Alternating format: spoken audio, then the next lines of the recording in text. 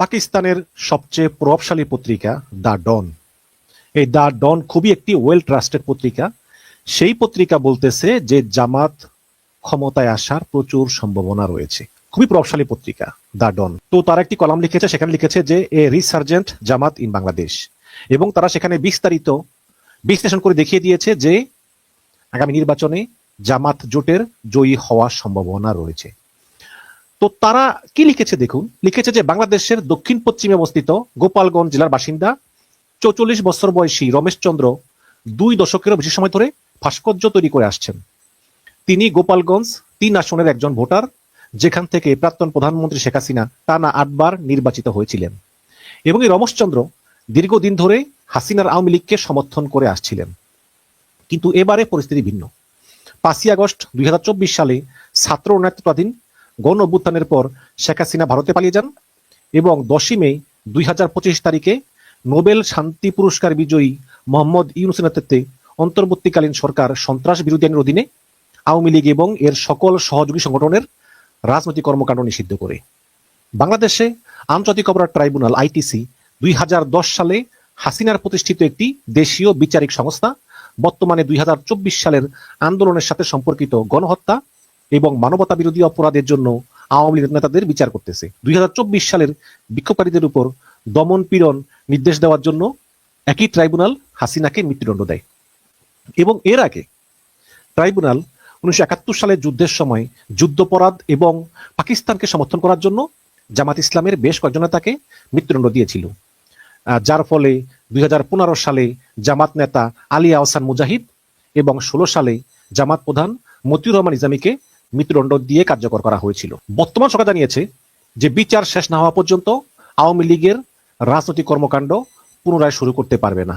ফলস্বরূপ আওয়ামী লীগ আসন্ন 12ই ফেব্রুয়ারি নির্বাচনে অংশগ্রহণ করতে পারবে না, যা গণ অভ্যুত্থানের পর একটি প্রথম জাতীয় নির্বাচন। কিন্তু নিষিদ্ধ হওয়া সত্ত্বেও আওয়ামী লীগ সোশ্যাল মিডিয়া নির্বাচনের বিরুদ্ধে ব্যাপক প্রচারণা চালাচ্ছে। তো রমেশ চন্দ্রকে যখন জিজ্ঞেস করা হয়েছিল যে তিনি এবার ভোট দিবেন কিনা, রমেশ চন্দ্র বললেন যে আমি কেন ভোট দিব না, আমি ভোট দিব এবং আমি এইবার জামাতকে ভোট দিব। সবাই সুযোগ পেয়েছে, এবার জামাতকে সুযোগ দেওয়া উচিত। রমেশ চন্দ্র আরো বলেন যে জামাতের কেউই দুর্নীতি ও চাঁদাবাজিতে জড়িত না। এবং দর্শক, রমেশ চন্দ্রের মতো আরো অনেক ভোটার এখন জামাত ইসলামীর দিকে ঝুঁকছেন, যা বাংলাদেশে ব্যাপক নির্বাচনী পরিবর্তনের প্রতিফলন ঘটাচ্ছে।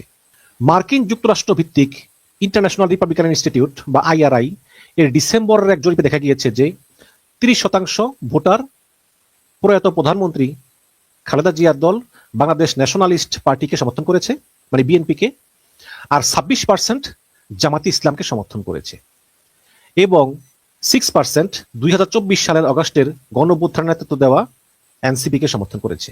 এছাড়া প্রজেকশন বিডি, IILD, জাগরণ ফাউন্ডেশন, ন্যারেটিভ, এদের মতো আরো অনেক সংস্থার যৌথ জরিপে দেখা যাচ্ছে যে কঠিন প্রতিদ্বন্দ্বিতা হবে বিএনপি এবং জামাতের মধ্যে, যেখানে বিএনপি 34.7%, জামাত 33.6% এবং এনসিপি 7.1% ভোট পেয়েছে। এটি উভয় শীর্ষস্থানীয় দলের জন্য একটি উল্লেখযোগ্য পরিবর্তন। যেই জামাতের নেতাদের কারাদণ্ড এবং মৃত্যুদণ্ড কার্যকর করা হয়েছিল এবং শেখ হাসিনার আমলে নিষিদ্ধ হয়েছিল, সেই জামাত যে এত এগিয়ে যাবে তা কেউ ভাবতে পারেনি।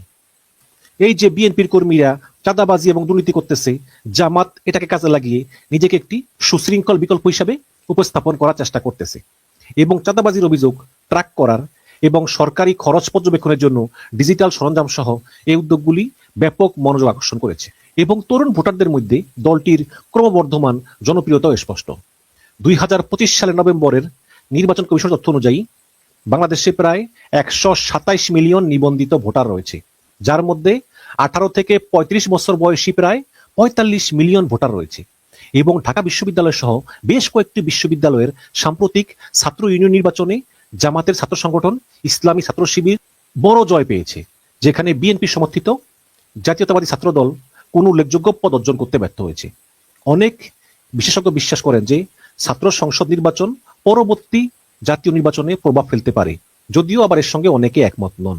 জামাত ইসলামী আসন্ন নির্বাচনের জন্য একটি 11 দলীয় নির্বাচনী জোট গঠন করেছে, যার মধ্যে ছাত্রদের নেতৃত্বাধীন দল এনসিপিও রয়েছে, এবং আওয়ামী লীগ না থাকায় বিএনপি এবং জামাত জোটের মধ্যেই হাড্ডাহাড্ডি লড়াই হবে। জামাতের আমির শফিকুর রহমান বলেন যে 22 জানুয়ারি আনুষ্ঠানিক প্রচারণা শুরু হওয়ার পর তিনি প্রায় অর্ধেক বাংলাদেশ ভ্রমণ করে ফেলেছেন এবং 2 ডজনেরও বেশি জেলা পরিদর্শন করেছেন এবং প্রায় 100 জনসভায় ভাষণ দিয়েছেন। প্রত্যেকটি সমাবেশে মানুষের উপচে পড়া ভিড় ছিল। শফিকুর রহমান দাবি করেন যে বিপুল সংখ্যক সমর্থক জামাত প্রার্থীদের পক্ষে উপস্থিত ছিলেন এবং তিনি 2.5 দশকেরও বেশি সময় ধরে এইরকম রাজনৈতিক উচ্ছ্বাস এর আগে আর দেখেননি। রাজনৈতিক বিশ্লেষকদের মতে 2024 সালের গণঅভ্যুত্থানের পর অনুষ্ঠিত আসন্ন নির্বাচনটি দলের ইতিহাসে সবচেয়ে গুরুত্বপূর্ণ হতে পারে। গত মাসে ওয়াশিংটন পোস্ট জানিয়েছে যে মার্কিন কূটনীতিকরা জামাতের সঙ্গে ঘনিষ্ঠ যোগাযোগ স্থাপন করার চেষ্টা করতেছেন এবং তারা আশা করতেছেন যে এটি জামাতকে আরো শক্তিশালী করবে। এবং সেই ফাঁস হওয়া অডিও রেকর্ডটা প্রকাশ করে যে একজন মার্কিন কূটনীতিক জামাতকে আমেরিকার সম্ভাব্য বন্ধু হিসেবে বর্ণনা করেছেন এবং বলেছেন যে পশ্চিমা অর্থনৈতিক চাপের কারণে জামাত দেশে শরিয়া আইন আরোপ করতে পারবে না। জামাতের নির্বাচনে জিতে যাওয়ার সম্ভাবনায় বাংলাদেশের বৃহত্তম প্রতিবেশী এবং শেখ হাসিনার দীর্ঘকালীন মিত্র ভারতে উদ্বেগের জন্ম নিয়েছে। ভারত জামাতকে পাকিস্তানপন্থী হিসাবে দেখে, কারণ তারা 71 সালে বাংলাদেশের মুক্তিযুদ্ধের বিরোধিতা করেছিল, যার ফলে এই বাংলাদেশ স্বাধীন হয়েছিল, এবং পাকিস্তানের সঙ্গে জামাতের ঐতিহাসিক সম্পর্ক আছে বলে অভিযোগ করা হয়।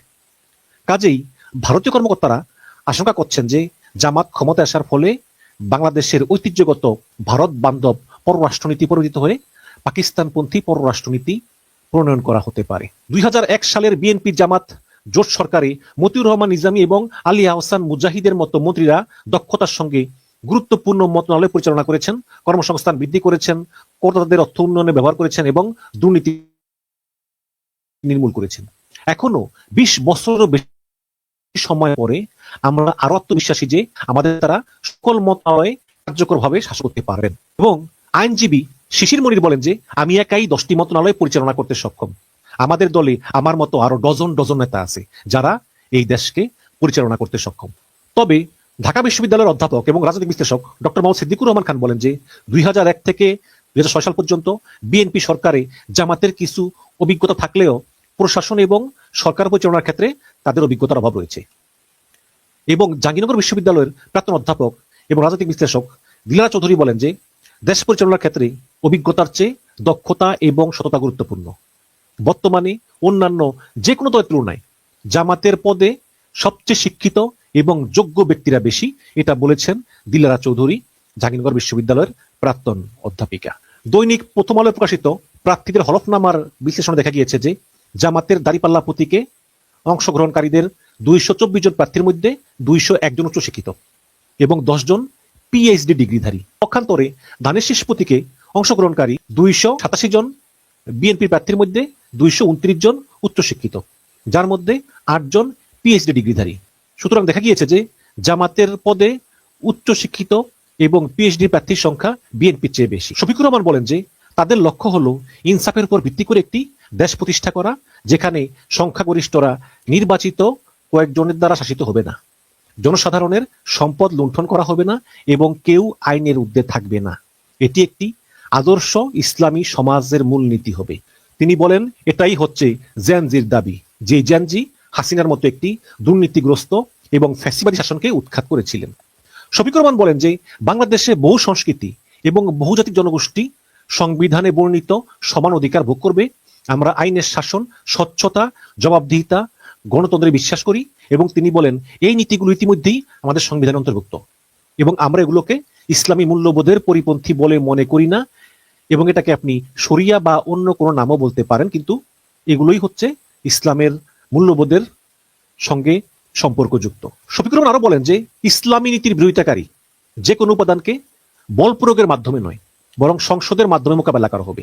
আমাদের বিরোধীরা মানুষকে ভয় দেখায় যে জামাত ক্ষমতায় আসলে শরিয়া আইন চালু করবে, মহিলাদেরকে কঠোর পোশাক বিধিতে বাধ্য করবে, মহিলাদেরকে শিক্ষা থেকে বঞ্চিত করবে, চাকরি থেকে বঞ্চিত করবে। অথচ আমরা বারবার স্পষ্ট করে বলেছি যে এই ধরনের কোনো ব্যবস্থা আমরা প্রয়োগ করব না। নারীরা জীবনের সর্বক্ষেত্রেই ন্যায় বিচার এবং ন্যায্যতা ভোগ করবে, বর্তমানের মতোই আইন থাকবে। কিন্তু তারপরেও বিরোধীরা বারে বারে ভয় দেখায় জামাত আসলে নাকি শরিয়া আইন চালু করবে, নারীদের অধিকার থাকবে না, চাকরি থাকবে না, এইরকম তারা বলতেছে। শফিকুর রহমান বলেন যে একটি গণতান্ত্রিক দল হিসাবে প্রতিষ্ঠার পর থেকেই আমরা প্রত্যেকটি নির্বাচনে অংশগ্রহণ করেছি, কেউ অস্বীকার করতে পারবে না যে জামাত ইসলাম জনগণের ম্যান্ডেটের প্রতি প্রতিশ্রুতিবদ্ধ নয়। শফিকুর রহমান আরো বলেন যে আমরা পশ্চিম এবং পূর্বের গণতান্ত্রিক দেশগুলিকে কৌশলগত অংশীদার হিসাবে দেখি এবং মত প্রকাশের স্বাধীনতা, আইনের শাসন, ন্যায় বিচার এবং ন্যায় বিচারের উপর ভিত্তি করে একটি স্থিতিশীল বহুত্ববাদী সমাজ গড়ে তোলার চেষ্টা করব। জামাত আরো বলেন যে পূর্বে আওয়ামী লীগ সরকার জামাতকে জঙ্গি হিসাবে চিত্রিত করার চেষ্টা করলেও তারা কখনোই জামাত নেতা বা কর্মীদের সন্ত্রাসবাদে জড়িত থাকার একটি প্রমাণ উপস্থাপন করতে পারেনি। 1941 সালে ব্রিটিশ ভারতের লাহোরে ইসলামী পণ্ডিত আবুল আলা মওদুদি জামাত ইসলাম প্রতিষ্ঠা করেন। দলটি রাষ্ট্র ও সমাজের ভিত্তি হিসাবে ইসলামকে সমর্থন করে। 71 সালে যুদ্ধের সময় জামাত বাংলাদেশের স্বাধীনতার বিরোধিতা করে এবং জামাত নেতাদের বিরুদ্ধে পাকিস্তানি সেনাবাহিনীকে সহযোগিতা এবং যুদ্ধাপরাধের অভিযোগ আনা হয়। স্বাধীনতার পর দলটি নিষিদ্ধ করা হয়, কিন্তু 1975 সালে শেখ মুজিবের মৃত্যুর পর জিয়াউর রহমান ফিরে এসে নিষেধাজ্ঞা প্রত্যাহার করেন এবং জামাত 1979 সালে আবার বাংলাদেশে রাজনীতিতে ফিরে আসে। 1991 সালের নির্বাচনে জামাত 18টি আসন পেয়েছিল। 96 সালে 3টা, 2001 সালে 17টা এবং 8 সালে 2টা আসন পেয়েছিল। 2013 সালে আদালত দলটি নিবন্ধন বাতিল করে এবং জামাত 14 সালে নির্বাচন বয়কট করে। 18 সালে দলটি অবৈধ থাকলেও এর কিছু প্রার্থী বিএনপির ধানের শীষ নিয়ে অংশ নিয়েছিল এবং অন্যান্যরা স্বতন্ত্র প্রার্থী হিসেবে দাঁড়িয়েছিলেন এবং 24 সালের নির্বাচনে দলটি অযোগ্য হয়ে গিয়েছিল এবং হাসিনার পলায়নের পর দলটির উপর থেকে ইউনূস সরকার নিষেধাজ্ঞা প্রত্যাহার করে নিয়েছে। শফিকুর রহমান বলেন যে হাসিনা সরকারের অধীনে জামাতের উপর দুর্ভোগ, তারপরে সিনিয়র নেতাদের মৃত্যুদণ্ড, অন্যান্য সদস্যদের কারাদণ্ড ইত্যাদি আসলে জনসাধারণের সহানুভূতি অর্জন করেছে। তিনি আরো দাবি করেন যে অন্যান্য দলের বিপরীতে জামাত প্রতিশোধ বা দুর্নীতি এড়িয়ে গিয়েছে।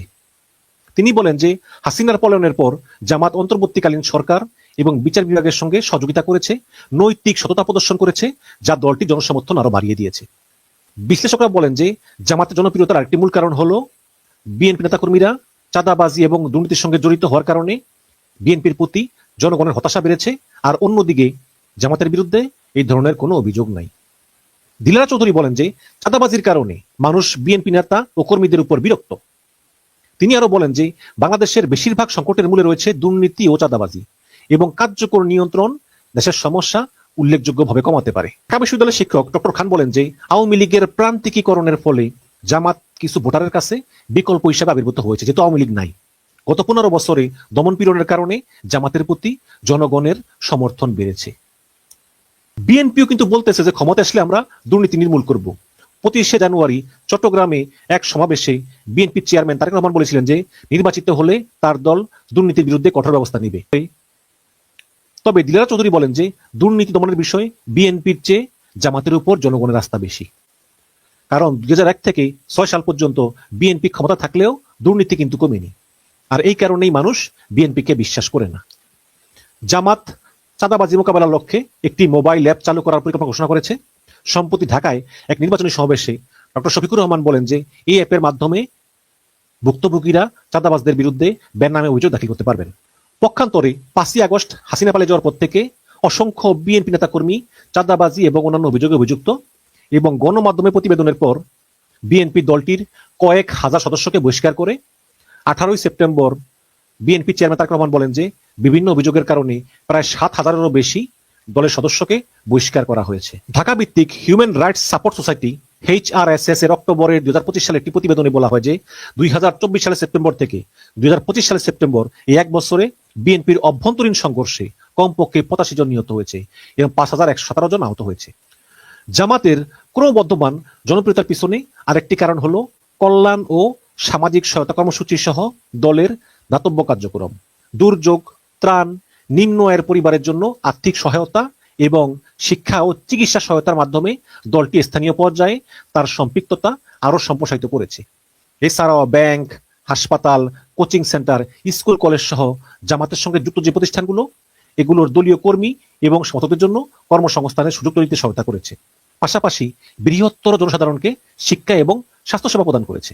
তাহলে অবাক হওয়ার কিছু নেই যে গোপালগঞ্জের রমেশ চন্দ্রের মতো ভোটাররা আসন্ন নির্বাচনে দাঁড়িপাল্লা প্রতীকে তাদের ভোট দেওয়ার পরিকল্পনা করতেছেন, কিন্তু জামায়াত ভোটের সংখ্যাকে সংসদের আসনে রূপান্তর করতে পারবে কিনা এবং এই 11 দলীয় জোটের রাজনীতিতে নেতৃত্ব দিতে পারবে কিনা এবং 17 কোটি জনসংখ্যার একটি বৈচিত্র্যপূর্ণ দেশকে শাসন করতে পারবে কিনা তা এখনো দেখার বিষয়। তবে যা নিশ্চিত করে বলা যায় তা হলো 12ই ফেব্রুয়ারি নির্বাচন বাংলাদেশের রাজনৈতিক দৃশ্যপটকে এমনভাবে পুনর্গঠন করবে যা মাত্র 18 মাস আগেও কল্পনাতীত ছিল। হাসিনার 15 বছরে জামাত কিন্তু প্রচুর লড়াই করেছে টিকে থাকার জন্য। যেই জামাত হাসিনার 15 বছরে একটু টিকে থাকার জন্য প্রবল লড়াই করেছিল, সেই জামায়াত এখন একটি নির্বাচনে বিএনপির সঙ্গে হাড্ডাহাড্ডি লড়াই করতেছে। এটাই সম্ভবত বাংলাদেশের ইতিহাসের সবচেয়ে নাটকীয় রাজনৈতিক পরিবর্তন। দর্শক, এই হচ্ছে পাকিস্তানের বিখ্যাত পত্রিকা দ্য ডনের প্রতিবেদন। দুর্নীতি দূরীকরণ এবং সৎলোকের শাসনের বিষয়ে জনগণ জামাতকে বিএনপির চেয়ে বেশি বিশ্বাস করে, এটাই পাকিস্তান ভিত্তিক পত্রিকা দ্য ডন উল্লেখ করেছে। এবং তারা বলেছে যে জামাত ক্ষমতায় আসলেও আসতে পারে। দর্শক, আপনাদের মতামত জানতে চাই। ভালো থাকবেন, ধন্যবাদ।